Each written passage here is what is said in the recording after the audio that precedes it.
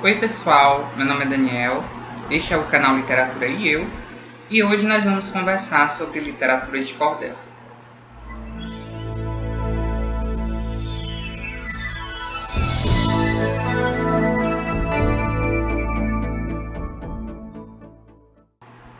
O nome literatura de cordel provém de Portugal e data do século XVII. Esse nome deve-se ao cordel ou barbante em que os folhetos ficavam pendurados em exposição. No Nordeste brasileiro, mantiveram-se o costume e o nome, e os folhetos são expostos à venda pendurados e presos por pregadores de roupa, em barbantes esticados entre duas estacas fixadas em caixões. A literatura de cordel apareceu na minha vida há muito tempo atrás, quando eu ainda era criança, porque toda a vida eu sempre tive um fascínio muito especial por ouvir histórias. E embora os meus pais não sejam exatamente pessoas letradas, pessoas que tiveram uma grande educação, o meu pai, desde muito jovem, ele sempre teve o costume de não apenas ler folhetos de cordel, mas também de ouvir, porque na época dele eram muito comuns aqueles serões de interior em que as pessoas se reuniam para recitar cordéis, que muitas vezes eram até musicados. E de tanto ele ler e ouvir aquelas histórias no seu tempo, ele acabou memorizando elas. E eu adorava ouvir ele contar para mim essas histórias. E claro que naquela época eu ainda não fazia ideia de que aquilo era literatura de cordel. Para mim, eram apenas historinhas rimadas que eram muito divertidas e muito interessantes e que eu adorava ouvir. Conforme eu fui crescendo, eu fui me interessando para conhecer um pouco mais daquelas histórias, para saber, por exemplo, quem eram os autores, onde que elas eram publicadas, como que eu poderia ter acesso aos originais, porque eu tinha muita vontade de ler, todas aquelas histórias que tanto me animavam, e ficava muito frustrado porque, infelizmente, meu pai não podia me referir às informações mais básicas, porque para pessoas como ele, naquela época, essas informações eram totalmente indiferentes. As pessoas estavam mesmo interessadas apenas em se entreter com aquelas histórias. E, portanto, ele não poderia me dizer os títulos, os autores, nem nada disso.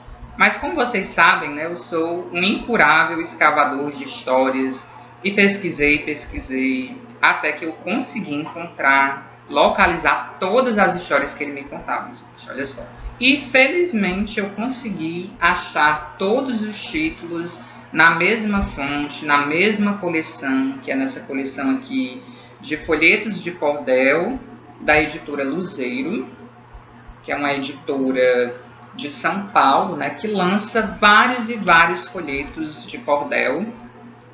E essa daqui, gente, Rosinha e Sebastião, do Manuel Pereira Sobrinho, era a história que mais me agradava.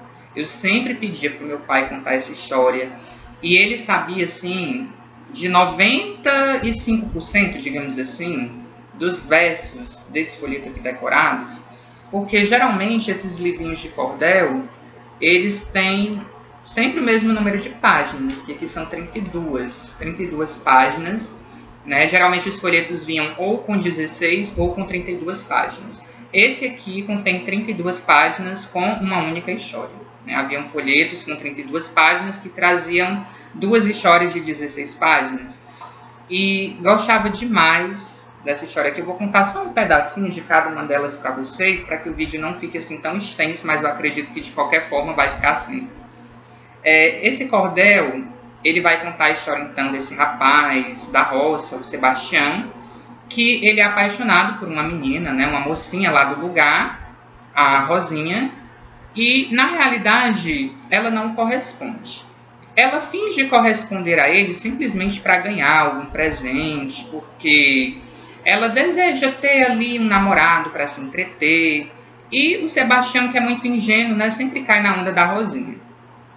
Até que num dia, numa festa religiosa, essa Rosinha acaba conhecendo um homem chamado Heleno, que é vendedor de miudezas. Heleno é um vendedor ambulante, que anda muito bem vestido, que tem certa elegância, e que também parece ter um futuro muito mais promissor do que o pé rapado do Sebastião. É por isso que Rosinha decide namorá-lo, e claro, Sebastião vai ficar muito entristecido e decide ir embora da sua terra. Ele vai embora para a capital, porque ele deseja trabalhar, se entregar definitivamente ao trabalho, a fim de esquecer a Rosinha. Mas, como a vida dá muitas voltas, né, muitos anos depois, eles vão ter um reencontro. Só que nesse reencontro, as circunstâncias são outras. E uma outra história que me agradava muito era essa aqui, A Vitória de Floriano e a Negra Feiticeira. Essa aqui já não é exatamente uma história de amor, isso porque a literatura de cordel, ela tem várias tendências, né? Tem o romantismo, tem o encantamento, as histórias de heroísmo, a religiosidade, as pelejas, enfim, são muitas as temáticas, né, abordadas aí pela literatura de cordel. Essa daqui é uma história de encantamento, com heroísmo. Eu gostava muito de ouvir essa história do meu pai, de ouvir muitas e muitas e muitas vezes mesmo. Aqui nós temos a história desse cara, o Floriano, que ele era alguém que vivia assim pelo mundo, vagando em busca de aventuras, e nessa vida ele acaba conhecendo 5 amigos, sendo que cada um desses amigos dele tem uma habilidade assim muito especial. Tem um que, por exemplo, é capaz de ouvir uma conversa que se passa do outro lado do mundo. Tem outro que consegue ver a uma longa distância. Tem um que corre numa velocidade assim incrível mesmo, espantosa. Tem um que engole pedra, embora isso não possa parecer talvez, né, uma habilidade, mas aqui no decorrer da história, essa habilidade de engolir pedra vai ter aí um relevante papel dentro dessa história aqui. E aí eles vagando pelo mundo em busca de aventuras, né, esses 6 amigos vão ficar sabendo que um certo rei quer desposar a sua filha com um homem muito corajoso que for capaz de cumprir com 3 provas. Isso me lembrou bastante o Birajara, né, do José de Alencar. Mas se por acaso acontecer de um candidato não conseguir cumprir com uma dessas provas, ele é logo degolado. E a gente logo percebe que a intenção do rei não é casar a princesa coisíssima nenhuma mesmo. O que ele quer é matar aqueles homens. E isso fica muito claro porque ele tem ali dentre os seus criados essa negra feiticeira do título, que é uma mulher que vai fazer de tudo para impedir que os homens consigam casar com a princesa, né? Então ela sempre dá um jeito para que as provas nunca sejam realizadas. Mas no caso de Floriano, que está aí acompanhado desses 5 amigos superdotados, né, as circunstâncias serão bem diferentes. É uma história bem divertida mesmo, viu, gente? E essa daqui, O Pavão Misterioso, do José Camilo de Melo Rezende, é provavelmente assim, o folheto de cordel mais famoso da história. Porque essa história já teve várias adaptações, né? Tem música inspirada nela. Enfim, gente, é uma história muito conhecida que eu imagino, inclusive, que vocês também já tenham ouvido falar. E eu gostava demais de ouvir também a história do Pavão Misterioso, né? Que é a história daqueles 2 irmãos, que um deles decide fazer uma viagem e traz uma fotografia de presente para o irmão, né, no seu regresso. E aí, quando esse irmão mais novo vê o presente que ele trouxe ao irmão mais velho, que é uma fotografia de uma mulher muito bonita, ele fica totalmente apaixonado pela moça do retrato e decide conhecê-la pessoalmente.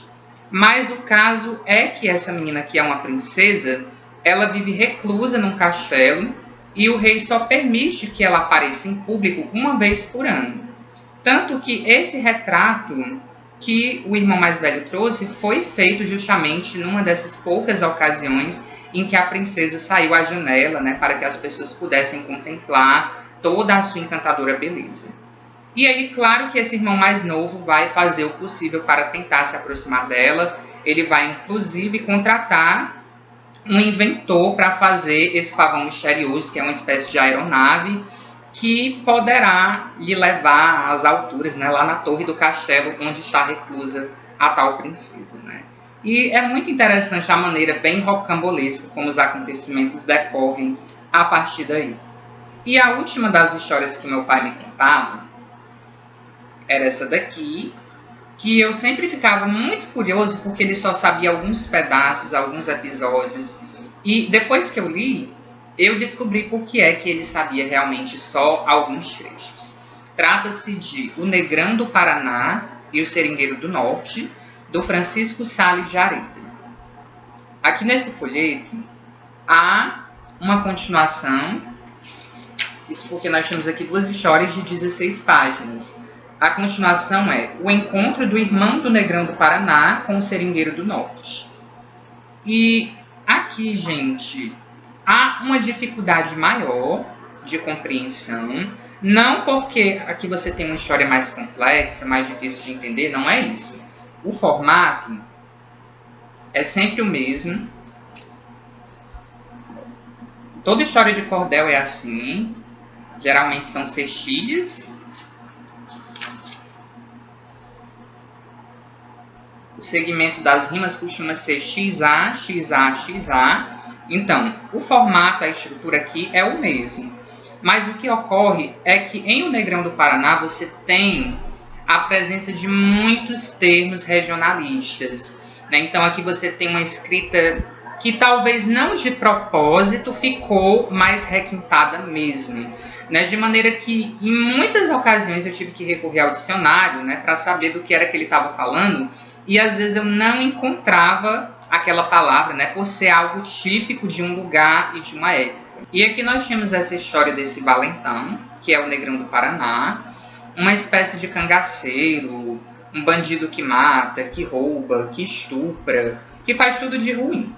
E que ninguém consegue detê-lo, ninguém consegue impedir as suas atrocidades. Isso porque, além dele ter uma força descomunal, ele sempre carrega consigo um amuleto que meio que encerra uma entidade sobrenatural que o protege. E claro que contra uma força sobrenatural, só outra força sobrenatural. É aí que entra esse outro personagem, o Seringueiro do Norte, que também tem lá as suas ajudas, as suas intervenções sobrenaturais. E esse folheto é, sim, realmente muito carregado de todo um misticismo muito peculiar. E essas eram as histórias que o meu pai me contava. Mas aí, como uma coisa sempre puxa outra, eu acabei me interessando para conhecer mais sobre a literatura de cordel. E pesquisando, eu acabei me interessando para conhecer outros folhetos, né, principalmente daqueles autores que foram assim os pioneiros, aqueles que, de certa forma, inauguraram esse gênero de literatura de cordel aqui no Brasil. Mas não só esses autores pioneiros, né? Eu também acabei adquirindo folhetos por outros motivos, como foi o caso desse aqui, A Chegada de Lampião no Inferno, do José Pacheco. E eu adquiri esse folheto porque, pesquisando, eu descobri que a figura do Lampião ela é muito significativa dentro da literatura de cordel, porque é uma das mais recorrentes, né? O Lampião foi o personagem que talvez mais tenha povoado aí os folhetos de cordel, e eu queria ler alguma coisa do tipo, né? Por isso que eu escolhi esse aqui, que provavelmente é o folheto mais famoso com o Lampião, né? Esse é A Chegada de Lampião no Inferno, do José Pacheco. E aqui você tem a história do que acontece após a morte do Lampião. Como ele não fez nada de bom em vida, claro que não tinha como ele deixar de ir para o inferno. Só que tem um problema, nem o diabo quer receber o Lampião, porque ele acredita que a presença daquele homem ali vai prejudicar a reputação do lugar, né? Então nem o diabo aceita a presença de Lampião no inferno. E aí, ao saber que ele foi rejeitado até no inferno, ele fica louco, né? Então ele vai fazer uma grande confusão ali no meio dos demônios. E é um negócio assim muito engraçado mesmo, gente, muito diferente. Daí, outro dia o meu pai apareceu com outro folheto desse mesmo autor, o José Pacheco, e aí a gente leu, a gente gostou, e eu acabei descobrindo que esse título também constava dessa coleçãozinha da editora Luzeiro, por isso que eu resolvi adquirir também. A Princesa Rosamunda ou A Morte do Gigante. E aqui você tem aquela velha história da princesa que se apaixona por um rapaz pobre e eles não podem ficar juntos por causa disso. E ela é muito boazinha, tanto que acaba despertando a inveja de uma bruxa muito má, que a transforma numa estátua de pedra. E para se desfazer esse encantamento, é necessário conseguir um espelho mágico, que só quem tem esse espelho é um terrível gigante. Então vocês já imaginam aí as várias aventuras que vão acontecer para se conseguir o tal espelho do terrível gigante. E é uma história basicamente sobre isso, mas que é assim bem divertidinha, gente, bem divertidinha. E eu resolvi também adquirir um folheto desse outro autor aqui, João Martins de Ataíde. Isso porque ele ficou muito famoso dentro da literatura de cordel por adaptar grandes clássicos da literatura universal. Ele já adaptou O Conde de Monte Cristo, do Alexandre Dumas, O Amor de Perdição, do Camilo Castelo Branco. E esse cordelzinho aqui, O Prisioneiro do Castelo da Rocha Negra, é uma versão de um romance inglês chamado O Prisioneiro de Zenda, do Anthony Hope. Eu, inclusive, adquiri esse livro recentemente, né, porque depois que eu li esse cordel, eu fiquei interessado em conhecer a obra original, né? Num dos últimos mais livros eu mostro aí O Prisioneiro de Zenda. E eu não lembro se foi no mesmo mês que eu também comprei a sequência De Volta ao Castelo de Zenda, que é do mesmo autor. E aqui você tem a história do Rodolfo, que ele vê uma foto e descobre que ele é a cópia perfeita de um homem que está prestes a ser o rei, né, de um determinado lugar. E aí ele fica muito curioso por conhecer aquele homem que vai ser o rei, né? Ele decide participar da festa de coroação. E durante o caminho vão acontecer aí muitas coisas justamente por conta dessa semelhança enorme que ele tem com esse futuro. Agora passemos àqueles autores que foram assim os grandes pioneiros do gênero cordel aqui no Brasil. E temos dois nomes, não se sabe ao certo, né, quem que começou de fato a publicar histórias em folhetos de cordel. Se foi o Leandro Gomes de Barros ou se foi esse outro aqui, Silvino Pirauá de Lima. Desse Leandro Gomes de Barros eu adquiri Peleja de Manuel Riachão com o Diabo. Aqui já pertence ao gênero peleja, que era assim, uma coisa muito comum. Eu não sei se ainda hoje existe, gente, mas no tempo do meu pai era uma coisa assim, muito comum. O que é que era essa peleja?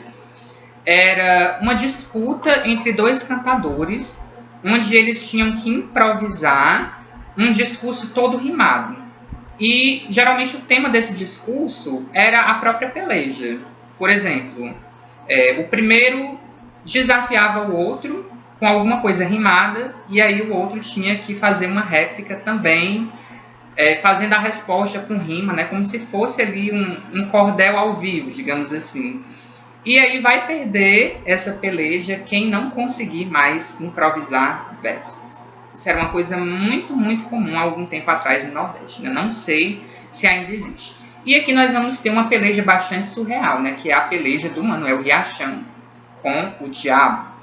O Diabo, deve-se ressaltar, foi assim, um personagem também bastante recorrente dentro da literatura de cordel. Aliás, gente, o Diabo é um personagem muito recorrente, né, em todos os tipos de literatura do mundo. E o que eu devo dizer desse folheto de cordel aqui que me chamou muita atenção é que o autor preza por uma linguagem assim, muito trabalhada. Eu percebi aqui uma certa literariedade que eu não vi, não reconheci assim, nos outros cordéis da mesma forma como eu percebi nesse folheto aqui do Leandro Gomes de Barros, né? Talvez, suspeito, esse autor tenha uma instrução assim, mais avantajada, mais superior do que os outros autores, né? Eu fiquei com essa impressão porque a forma do texto dele, né, eu não sei se é por ser um autor do século XIX, mas creio que não seja porque este outro autor aqui, o Silvino Pirauá de Lima, é da mesma época e nele eu não percebi de forma alguma, né, essa característica que eu estou ressaltando aqui do Leandro Gomes de Barros, né? Aqui você realmente percebe que o texto ele tem um trabalho, um esmero, um cuidado maior. E o último, foi esse aqui que eu li recentemente. Aqui na capa diz o Capitão do Navio, mas aqui na folha de roxo aparece História do Capitão do Navio. E como eu já disse, esse Silvino Pirauá de Lima disputa aí com o Leandro Gomes de Barros o título aí de pioneiro da literatura de cordel no Brasil, gente. Esse aqui nasceu em 1848 e morreu em 1913. Ele foi, portanto, contemporâneo do José de Alencar, do Machado de Assis, assim como o Leandro Gomes de Barros também, né? Eles eram contemporâneos. Mas esse aqui, gente, tem uma qualidade, assim, sofrível. De todos esses cordéis que eu mostrei aqui para vocês, esse aqui, com certeza, é o mais fraco, é o que tem a história mais bobinha, é o mais mal escrito mesmo. E eu não tenho nem vontade de contar a história para vocês, porque é um negócio, assim, tão sem pé nem cabeça, né? A história de uma mulher casada, né? Ela tem 2 filhos, e aí ela sai para lavar roupa num dia, e um capitão se apaixona por ela, ele vai raptar essa mulher, e claro, quando o marido sentir falta dela, né, ele vai sair com os filhos procurando por ela. E aí eles ficam procurando, e de tanto eles procurarem, eles acabam se perdendo um do outro também. Né, o que me parecia uma coisa assim totalmente sem sentido, gente. Agora, uma informação que eu acho muito pertinente repassar para vocês é que de todos esses folhetos mostrados, todos eles, gente, à exceção de apenas um autor, todos os outros autores são paraibanos. Né? Isso mostra que a Paraíba realmente é a terra da literatura de cordel. Então, todos eles, à exceção do José Pacheco, que é de Pernambuco, todos os outros nasceram na Paraíba. E aí, para não ficarmos só nos cordéis de Pernambuco e da Paraíba, em grande parte aqui, né, vamos falar um pouquinho também da literatura de cordel no Ceará. E para tratar dos cordéis cearenses, eu escolhi aqui 3 autores. 2 clássicos e um contemporâneo. Esse aqui, gente, é o Alberto Porfírio, autor desse folheto A Estátua do Jorge, que eu acredito que seja o seu folheto mais famoso mesmo. Esse aqui é um folheto autêntico, gente. A maioria dos folhetos de cordéis, eles trazem esse formatozinho, esse papelzinho bem pobrezinho mesmo. Então, isso aqui é um autêntico folheto de cordel. E esse folheto, gente, é uma graça, assim, de uma ironia, de uma perspicácia, muito, muito, muito bons. Aqui você tem a história de uma menina que ela se apaixona pelo primo dela. Ela tem, assim, fascínio por esse rapaz. E aí eles se casam, tudo direitinho. Ela é uma excelente esposa. Ele é um homem muito trabalhador. Mas um dia, voltando do trabalho, ele acaba pegando uma chuva, adoece e dessa doença ele acaba morrendo. E aí, claro que ela fica muito chocada. Ela chega a dizer que jamais na vida dela ela terá um outro homem. Né? E ela passa a idolatrar a imagem desse esposo falecido. Né? Tanto que ela manda fazer uma estátua do finado, uma estátua de madeira, né? Para ela adorar, venerar essa estátua. Né? Em memória sempre do seu falecido. O que até me lembrou a encarnação do José de Alencar. Eu acho que todos esses cordelistas eram grandes apreciadores do Alencar, gente, só pode assim. E o caso é que, de repente, ela começa a receber umas visitas de um homem muito interessante, e ela parece se agradar desse visitante, manda a empregada fazer café para ele, e conversa bastante com esse visitante, até que num certo dia a empregada comunica que acabou a lenha, e aí ela está impossibilitada de fazer café para o querido visitante. Então, a estátua do Jorge, que há algum tempo já estava abandonada, acaba então servindo de lenha para fazer o café para esse visitante, né, novo aí da casa. E esse Alberto Porfírio, gente, ele tem até reconhecimento internacional, se não me engano. Ele é conhecido lá fora também. É um dos nomes aí mais representativos da literatura de cordel do Ceará. E, claro, não poderia deixar de falar aqui em Patativa do Assaré, que é um dos nossos poetas cearenses mais conhecidos em todo o Brasil. E na sua vasta obra poética não poderiam faltar vários folhetos de cordel, que foram todos reunidos aqui nessa antologia das edições UFC. Eles lançaram em 1999 uma compilação de todos os cordéis do Patativa, e aí depois fizeram essa segunda edição ampliada de 2012, que contém mais 5 novos folhetos que foram descobertos depois. E tem um crítico muito famoso da obra do Patativa, que é o Gilmar de Carvalho. Eu acho que tem até um texto dele aqui nessa edição também, onde ele diz que toda a obra do Patativa é cordel.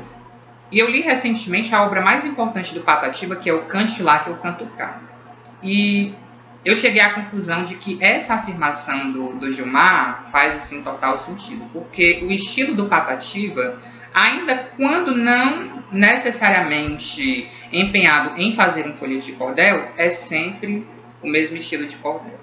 As muitas histórias que ele conta nos poemas de Cante Lá que eu canto cá são verdadeiras peças de cordel. Mas aqui, qual que foi o critério, para a constituição dessa edição? Eles reuniram apenas aquelas obras que foram publicadas no formato de folheto de cordel, que é justamente esse formatozinho bastante convencional por aqui. E colocaram ainda aqui, para cada um dos cordéis dessa edição,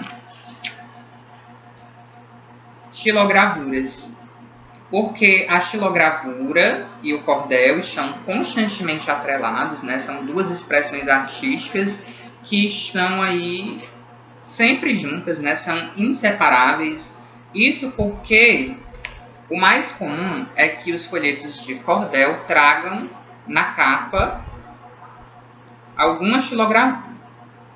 E esse é o grande defeito que eu vejo, gente, nas edições dessa editora Luzeiro, porque infelizmente eles não colocaram xilogravuras aqui nas capas das suas edições, porque eu achei que foi realmente um erro muito grave, imperdoável. E não vou falar das histórias, porque são muitas as histórias que são contadas nos cordéis desse livro, mas eu escrevi 2 resenhas dedicadas aos cordéis de Patativa. A primeira porque eu só tinha lido a edição de 99, aí depois quando eu adquiri essa aqui, eu fiz uma outra resenha falando dos outros 5 folhetos de cordel que foram descobertos. E eu vou deixar o link aqui na descrição desse vídeo, caso alguém se interesse para ler as resenhas que eu fiz sobre os cordéis do Patativa, o nosso grande Patativa, o cantor da triste partida. E vou deixar também o link do Cante Lá que eu canto cá, que eu não consegui fazer vídeo, eu preferi fazer só uma resenha escrita mesmo. E conforme prometido, vou falar de um autor contemporâneo também, um cordelista cearense, que não é somente cordelista, mas é um poeta completo, gente. Eu estou falando do poeta de meia tigela. Sim, para quem não sabe, aqui no Ceará existe um poeta muito famoso, muito festejado, que se autodenomina o poeta de meia tigela. E é assim que ele assina os seus livros, viu? Tem alguns livros dele aqui, inclusive eu li A Cidade, que é dele, em parceria com outro poeta, o Carlos Nóbrega, que é assim uma loucura, gente, um livro sensacional, com muita poesia concreta, que tem assim uma amostra de várias tendências de toda a poesia mesmo. E ele acabou me mandando também, junto com outros livros seus, esse folhetozinho de cordel, que está inclusive autografado. Esse desenho é do próprio autor. Aqui nós temos 2 historinhas, a parábola dos 2 soldados e o morcego, o carrapicho e a gaivota. E aí, gente, o Meia Tigela, ele faz um trabalho similar ao do João Martins de Ataíde, que é recontar uma história clássica em forma de cordel. Essa primeira história, a parábola dos 2 soldados, ela é baseada, se eu não me engano, num conto francês. Sim, é um conto francês desse autor Louis Geisler. Acho que é assim que pronuncia, Louis Geisler. E eu achei muito interessante a história do cordel, tanto que eu até procurei depois o conto original desse autor francês, mas infelizmente não achei. Não achei em português, gente, que eu não sei francês. E a outra história, que é o morcego, o carrapicho e a gaivota, ela é baseada numa fábula do Esopo. Então, aqui só para constar o trabalho do poeta de meia tigela, que além de se dedicar a vários gêneros, também escreve cordel. E por último, eu juro que agora eu termino esse vídeo, eu não podia deixar de mostrar mais esse folheto aqui, chamado Memórias em Cordel, que é uma coletânea que eu mesmo organizei, em 2014, quando eu estava morando no município de Martinópole, e não, essa coletânea não contém cordéis meus, porque eu ainda não escrevi cordel, né? Quem sabe um dia eu ainda escreva.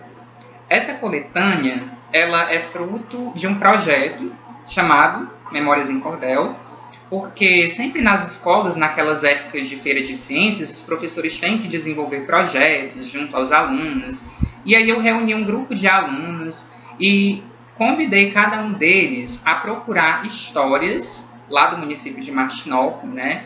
Então, eles saíram conversando com aquelas pessoas mais velhas, que geralmente são aqueles que sabem as histórias mais antigas, as histórias de Trancoso, e descobrimos tantas histórias legais, gente, né? Mas tivemos que reunir apenas 4 delas aqui nessa coletânea em formato de cordel. Então, os alunos coletaram essas histórias, né, muito populares ali do lugar, e transformaram em cordéis que foram depois reunidos nessa coletânea. Dentre eles, nós temos o cordel chamado Raimundo Brusão, o Lobisomem, da minha ex-aluna muito querida, a Daiane Cunha. Ela que compôs esse cordelzinho, que é justamente o que está ilustrado aqui na capa. Esse desenho também foi feito por um dos alunos envolvidos aí no projeto. E tenho muito carinho, gente, por essa coletânea, porque é uma recordação muito feliz, né, daquela época em que eu estive lá na Escola Murilo Braga com os meus alunos de Martinópole.